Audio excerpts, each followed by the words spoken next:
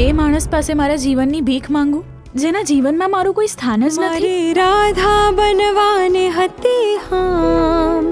આદિત્યએ કાલે બધાની સામે કહ્યું કે Will you marry me? કેમ છો દોસ્તો? 2023માં આવેલ મ્યુઝિકલ લવ સ્ટોરી ધરાવતી ગુજરાતી ફિલ્મ કહી દેને પ્રેમ છે ફાઇનલી OTT પર રજૂ થઈ ગઈ છે. તો તેના વિશે થોડી વાત કરીએ. વિશાલ સોલંકી, યુક્તિ રાંદેરિયા, હિના વર્દે અને સ્મિત પંડ્યા જેવા જાણીતા કલાકારો આ ફિલ્મમાં મુખ્ય ભૂમિકામાં જોવા મળે છે. આમ તો અમે આ ફિલ્મના રિવ્યૂ કરેલા જ છે અને ઓવરઓલ આ ફિલ્મને 5માંથી 2.5 સ્ટાર આપેલા છે. એટલે કે આ એક એવી ફિલ્મ છે જે જોઈને તમારો સમય સારી રીતે પસાર થઈ શકે. સ્ટોરીમાં નવીનતા ન હોવા છતાં અને લંબાઈની દ્રષ્ટિએ વધારે લાંબી આ ફિલ્મમાં લોજિક કરતાં ઇમોશન મહત્ત્વનો ભાગ ભજવતા હોવાથી ફિલ્મ જોતી વખતે વધારે બોર થવાતું નથી. અને હવે તો આ ફિલ્મ ઘરે બેઠા જોવાની હોવાથી જો બોર થવા લાગો તો 2-3 ટુકડે પણ ફિલ્મ જોઈ શકાય તેવી તો છે જ. આ ફિલ્મ એમેઝોન પ્રાઇમ વિડીયો પર રજૂ થઈ ગઈ છે.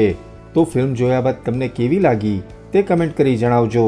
સાથે જ હંમેશા જોડાયેલા રહો ફિલ્મ રિવ્યૂ ગુજરાતી સાથે. જય જય ગરવી ગુજરાત.